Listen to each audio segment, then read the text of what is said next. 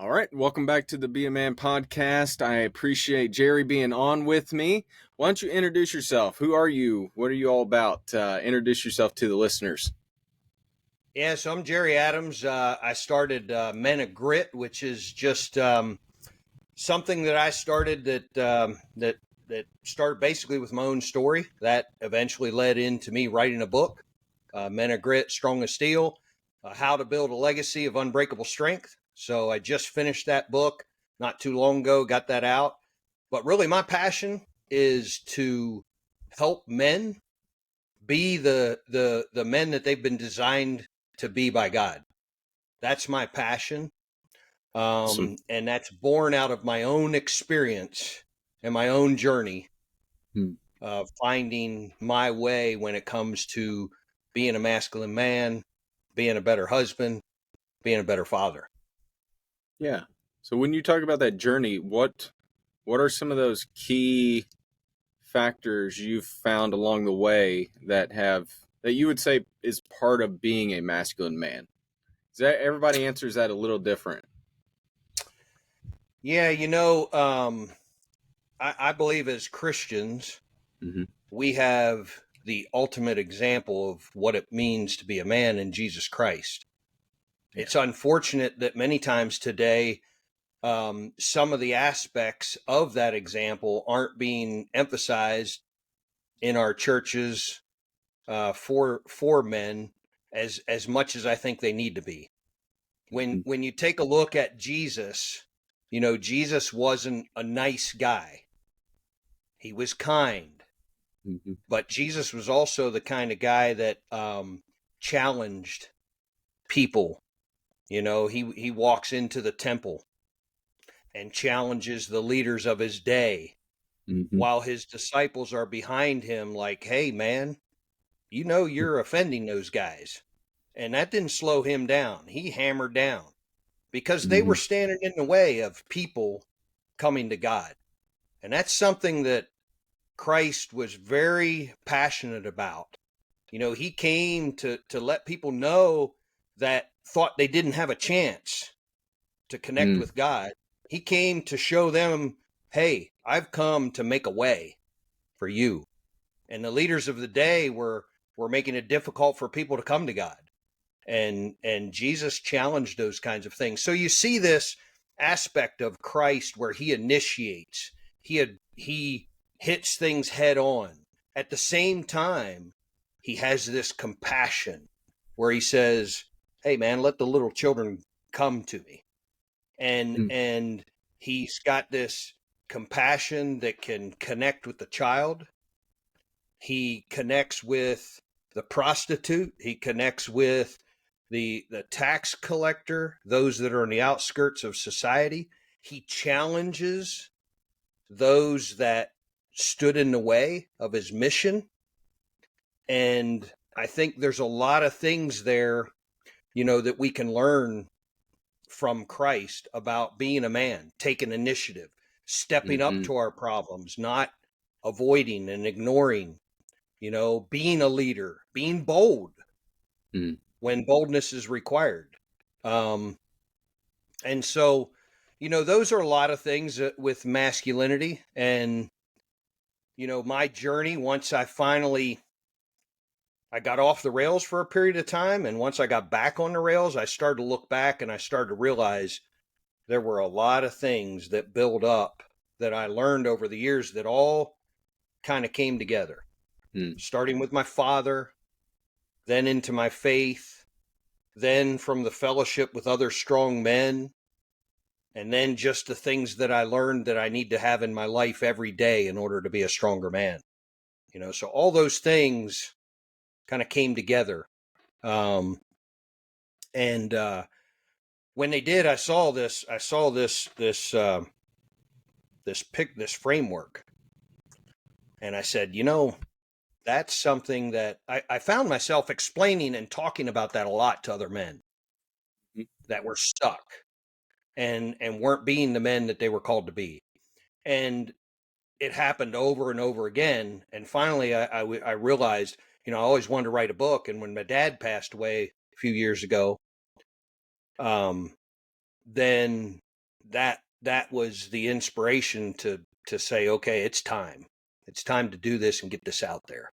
Yeah, yeah, that's pretty cool. Yeah, and before we dive into the book, I ask this a lot, and I'm curious what you would say. But when do you think this shift in particular American culture happened, where it just seemed like men no longer had that boldness or had that courage that it seems like sometime post World War II, maybe something just switched in Americans, and I mean, it's a process. I know it doesn't happen overnight, but have you thought about that at all? Yeah, I don't know that I could put my finger on it. If I had to guess, I would say probably sometime through the '60s into the '70s, things started to change. Mm-hmm. And started going veering off the path a little bit. Mm-hmm. And I think over time, it took some time before people realized, whoa, we're a good distance away from, you know, what it really means to be a man. Because I grew up with, and I think all boys when they grow up, especially if they got a an example around them, they have this little thing inside of them that it's like this desire to want to be the hero. Like you want to be the hero.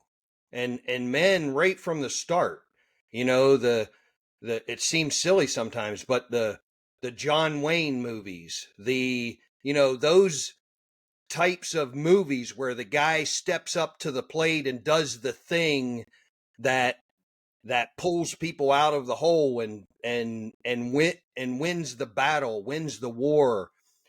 There's something inside of men that masculine fire and that spark that's inside us that says, you know, I want to be the guy when the chips are down. I want to be the one, and I want to be able to perform. But like John Eldredge said, it's like, do I have what it takes?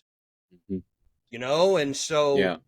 you have that, and there's something deep down inside, and a lot of guys are afraid to test that, but where you want to be tested Mm. and you want to build yourself up and you want to become capable and you want to be the hero, and I think the fact that we don't have those examples, and that's a lot of times that's not what we're putting out in front of young men, No. so they're missing out, and they're not getting this picture, Mm. and they don't know what it looks like, because unfortunately in a lot of cases they don't see it in their own home, they don't see it in their dads, and so they don't have that example, and that example will light that fire, and then the father gives that encouragement to say, son, you can do it, Mm-hmm.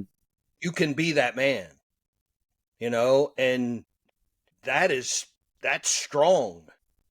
And we Yeah. lost our way somewhere, the value of a father, the value of, Mm. a man being a man, Definitely. and that example. We kind of lost that over the Mm-hmm. years, and I think it's foundational to a strong society and a strong culture.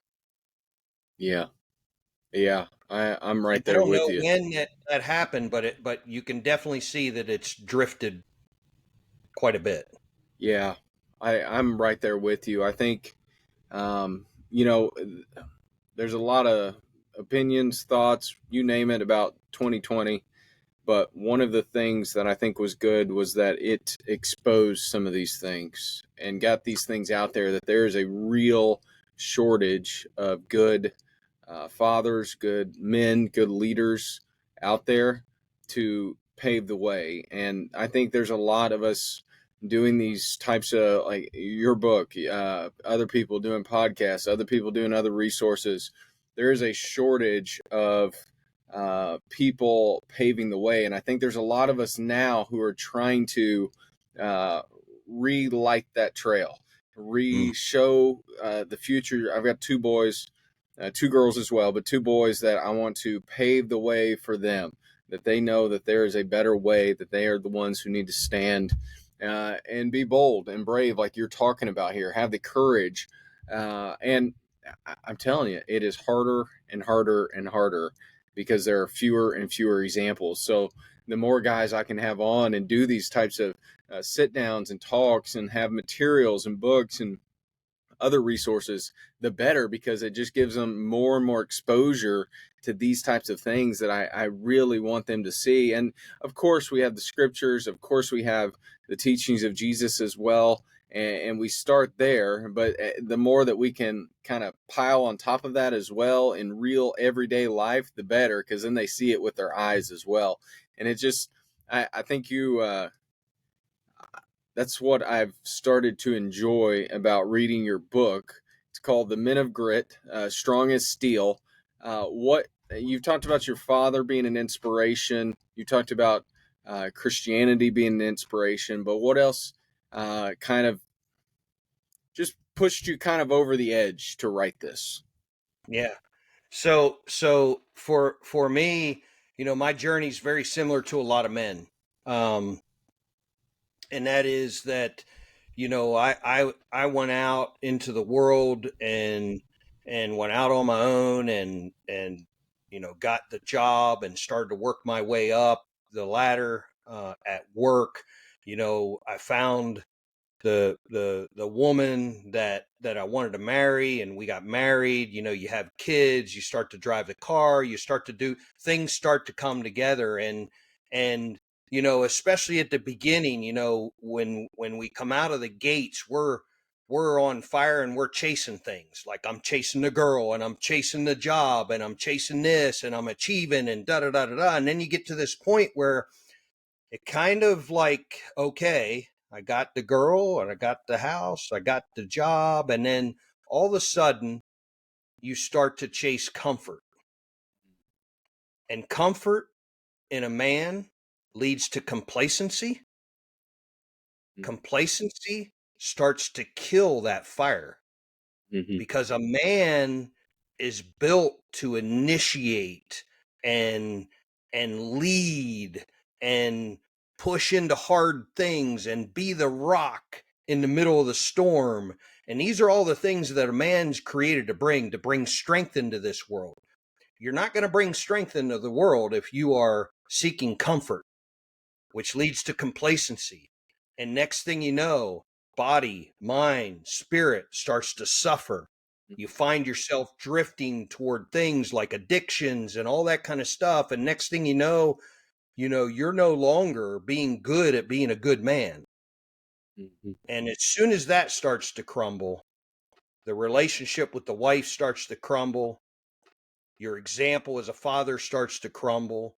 And I felt this stuff, it was starting to happen to me. And I say in the book, it felt like I'm standing in the middle of a railroad track and the locomotive's bearing down on me. It's just time. And I need to get off this path. I need to get off the tracks. And so that hit me, and that started me down a path. And it started with a bad blood test. They were going to put me on medication. And I was like, no, we're not going to do that. I'm going to start eating right. I'm going to start working out. And I started doing that. And so I started going down that path. And then I started going into the church to try to find, okay, I need some other men around me that can help inspire me and drive. And what happened, unfortunately, is I couldn't find a type of men that I said, man, I want to be like that guy. And that was a little disheartening. And so I kept praying about it. And I was following a guy, Craig James on Twitter, and Craig at the time, he was working with FOE and Zach Small and the group over there. And so I started looking in that. Eventually I joined FOE, and I started to learn a lot of things from a lot of different guys, some Christian, some not Christian, but guys that were really serious about being good at being a good man and being a good father, being a good husband. So I started learning and improving and start working out, get my body in shape, my mindset, my spiritual walk with God. I started really toning those things in, Mhm. and that took me to a certain point, and things were all going in the right direction. And then my dad passes away in 2021, February 15th of 2021. And a few months prior to that, my dad and I were talking, and I was telling him about what I wanted to do with Men of Grit and how I felt burdened about where men were. And Dad, I've learned a lot in my own transition, and I got all this stuff on my heart and mind I need to get out to men. And we were talking about it, and my dad said this. He said, Jared, he said, men need this now more than ever. He said, they need to hear what you have to say. You need to do this. And probably 6 months later is when he passed away. And that rung in my head. And I was like, okay, I want to write a book. And a part of this book is about honoring my dad and how he built foundational lessons into my life that I still use to this day. And so part of it is that, and how that gave me a great foundation, and then how my faith played into me being a stronger man, and then how Mhm. that fellowship with these other strong men, and then the daily grind, the things I do every day to be stronger in body, mind, and spirit. So that all kind of came together.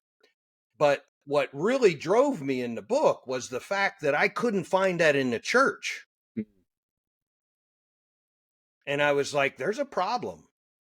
And I'm going to write to start, I'm going to write to that. I'm going to take what I learned, and I'm going to write this to all men, but especially Christian men, to say, Good. it's time to wake up, because we have really good examples of masculine men in the scriptures, Mhm. but we're not emphasizing those pieces of their stories.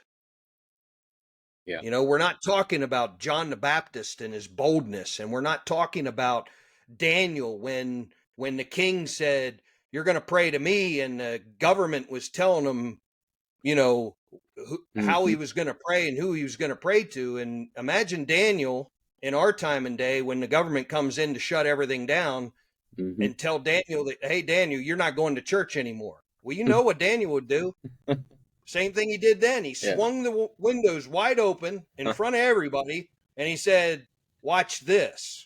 And he prayed, Yep. knowing that the fiery furnace and the den Mhm. of lions was going to be the result. Yep. That's boldness, man. Where are those men? Exactly. And I'm like, well, it's got to start with me.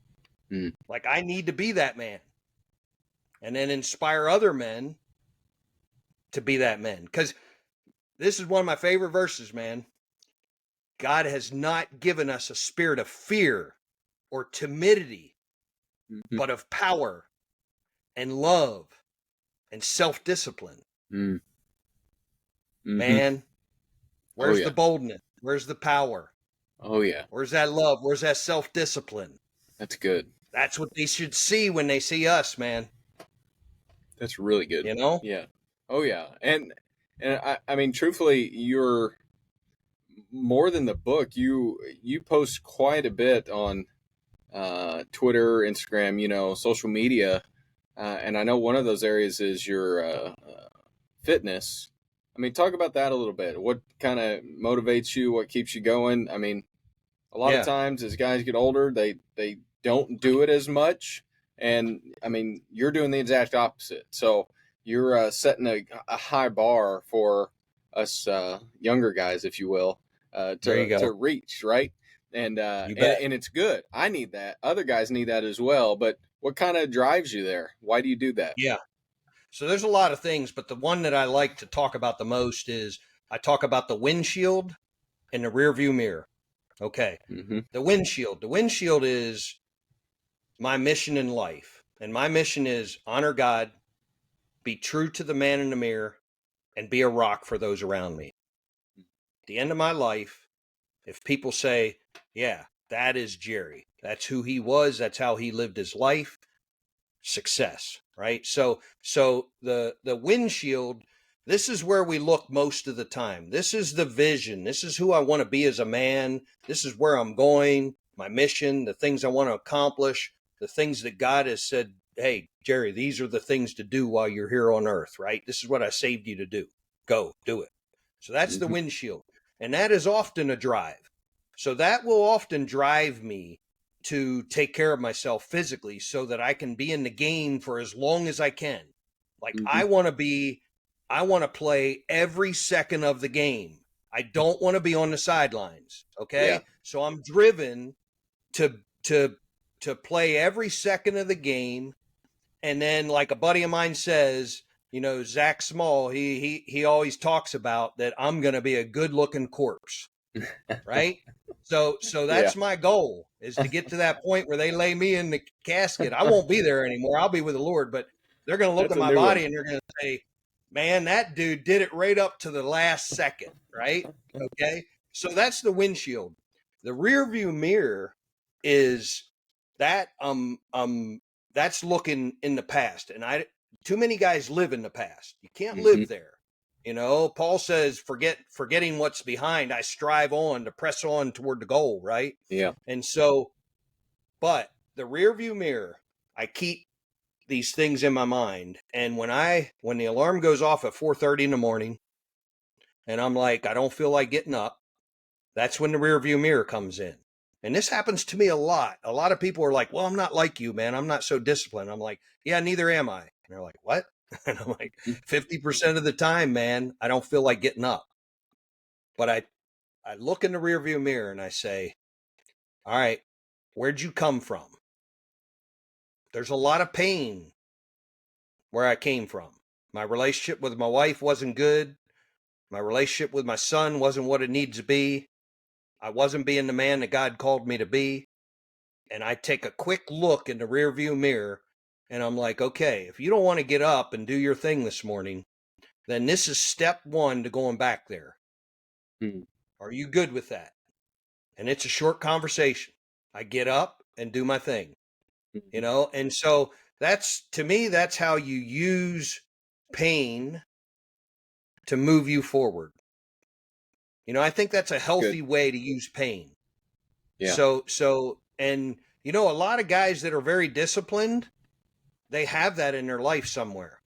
They've Yeah. experienced pain from not being disciplined, Mhm. and Yeah. that drives you to do the thing that is going to make you a better man.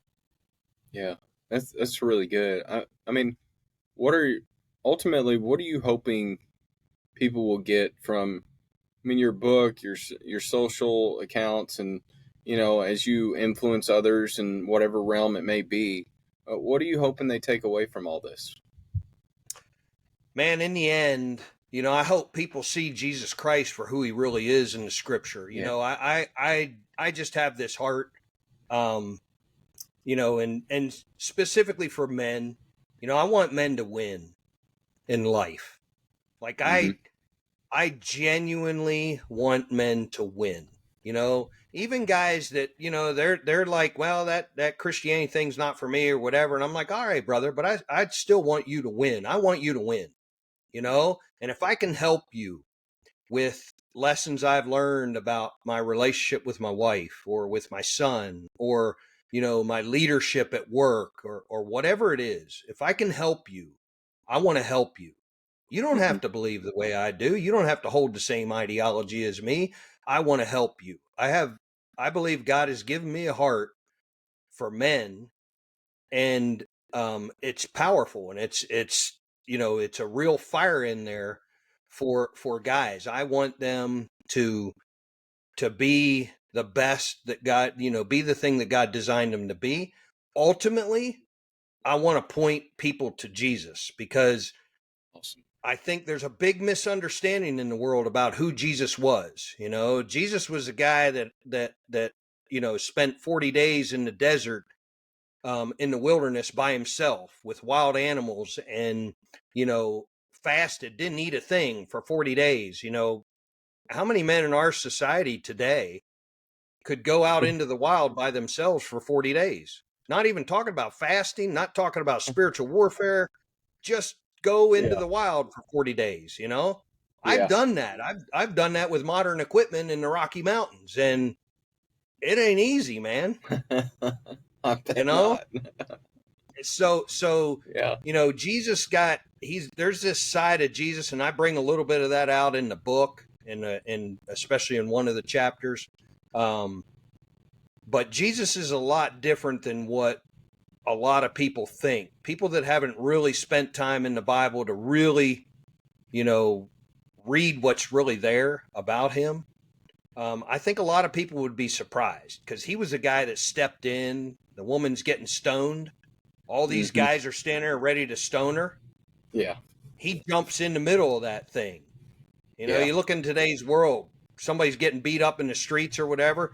People would rather record it than go help. Exactly And right. Jesus wasn't that way. He jumped in the middle and said, "Hang on a second, dudes. Y'all want to Yeah. stone her?" And he went in and ruled that situation. Yeah. Yeah. And there's a lot to Jesus that I think he's often misunderstood. So I want to try to represent him according to what the scripture says and point Mhm. people that way, Yeah, that's really good. I think sometimes we've read these stories, but we view them as stories because we've Yeah. seen so much Disney or whatever, children's books, whatever it may be, and we forget that there was real people there. There were real emotions. There was real actions. There was real sweat. There's real blood. All those things, and it's hard, I think, sometimes to. And part of it's, if you grow up in church too, that's how you're kind of taught about it. But Yeah. then Oh it's yeah. hard to make that switch as you get older and realize, no, these are real people. This was real stuff that was happening. And I think, that your goal of pointing people to Jesus, yeah, we could title this whole thing that, because that's what we should all Yeah. be about, right? And I That think man. as people have read your book, what have been some of the people been enjoying it? What's some of the feedback you've gotten? Yeah, it's pretty cool, man. It's you get feedback, guys saying just the thing we were talking about. They Mhm. see Christianity different. They see Christ different than what they did before. It's made Awesome. them. Some guys are jumping back into the Bible to read, and it's like, man, go in there and read and put yourself in their shoes, just like you said, and think Hmm. about what would be going on. Okay, I'd be sweating right now. I'm really, really hungry. I'm this, I'm that, Hmm.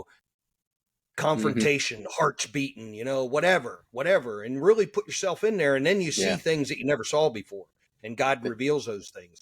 But I get this feedback. It's like, a lot of guys are like, man, this is exactly what the church needs to hear right now. Hmm. It's a wake up call to men and to and then there's a lot in there about the relationship with my father, and a lot of men were moved by that. They were moved to it inspires some guys, that it inspires them to be a better father. Good. Some of them reaching out to their own father and saying, man, my dad was actually a better father than I thought he was. There's some lessons I learned from him that were similar to the ones that you learned from your dad. Hmm. So you get a lot of that, and That's yeah, cool. it's been really neat, man. It's some of the reviews and everything on Amazon. You read them, and it's like, wow, A buddy Yeah. of mine, he's over in New Zealand, Yeah. sent me a video clip. His 14-year-old son reading the book while they're driving down the road in the car together. So That's here's a cool. father and his son reading my book on the other side of the earth, Yeah. right? They're reading this story that's me. It's my Yeah. story, you know? That's And they're awesome. reading it on the other side of the world, and it's creating a bond between a father and a son. Like, Yeah. man, God's pretty amazing the way he uses things if we're faithful. Yeah. That's awesome. That's what you want, man. That's really cool. Where you mentioned Amazon. Where is that the best place for guys to pick it up? The Yeah, book. yeah. If you go into Amazon, just do your search on Men of Grit, Strong as Steel, bang, it'll come up. And Okay. cool cover. Oh It's got yeah. the steel mill. Yeah, it's got electric arc furnace on the front with a fire coming out. And Yeah. when you read the book and I talk in there about the first time that I ever came up on the melt deck with a furnace just firing away. That Yeah. picture on the front that gives you the that gives you the picture. The It's idea. pretty awesome. Yeah. Yeah. Yeah. That's cool. Yeah. I'll link all that in the description as well. I'm about halfway through the book, like I was telling you before we started, but I've really been enjoying it as well. It's been very I like how you are very direct with things, and that's the kind of books I enjoy reading. I don't like a lot of fluff. I'll put it that way. Like Sure. we have limited time. We want to get to the point, and I like how you do that. So I would highly recommend anybody listening to go pick it up. It'll be in the description. Where can people best find you, or reach out to you, or contact you? Yeah, like you mentioned earlier, I spend a lot of time on Twitter. So, at men underscore grit, the same, at men underscore grit, the same in Instagram. So that's where I do most of my posting is Instagram and Twitter. So you'll find me there. Cool. All right. I hope people go and check you out, reach out if they have questions. One thing I like to do at the end of each of my episodes is I want you to give the guys a challenge. It could be a challenge for this week, it could be a challenge for, let's say, a month or the rest of the year. You name it. Give the guys something practical that will challenge them this, whatever you want it to be. Yeah, I would say, I think every man, if they really sit and they think, they got that one thing that they know that they need to improve in. Mm. And sometimes that improvement can look like that 14,000-foot peak, that mountain top, right? And you look at that mountaintop when you're standing at the bottom and it's a little overwhelming. And a lot of guys get stuck there. They never start. And so I would say, whatever that is for you, take a look at that peak. That's where you want to end up, of course, right? That's your vision. That's who you want to be as a man. This thing that you've been stuck on, that you haven't been moving on, whatever that is, it's going to make you a better man, better Mm. husband, better father, whatever that is, better man of God. Look at that peak, paint that picture. That's ultimately what I want to be at. And then get your eyes off the peak, look down at your feet, and take the first step. And once you get the first step, take the second step. Just something little. Just move. I always say every day I look in the mirror and my goal is to make the guy I see there today a little bit better than the guy I saw there yesterday. And if you do that every day, 365 days a year, you will be a completely different, better man a year from now. Just move the needle a little bit every day. Like that. That's really good. Guys, I hope you're challenged by that. For those who are listening, I hope you've enjoyed this episode. I have. I've enjoyed meeting you, Jerry. This has been a privilege, and I appreciate you coming on and talking about that. I hope people will go check out your book, go pick it up. Man, I've really enjoyed this. Yeah, thank you, Justin. I appreciate you having me on. It's been a pleasure, and we'll Yeah. have to do it again sometime. Yes, definitely. I'd very much like that. Yes, sir. All right. Have a great night. You too.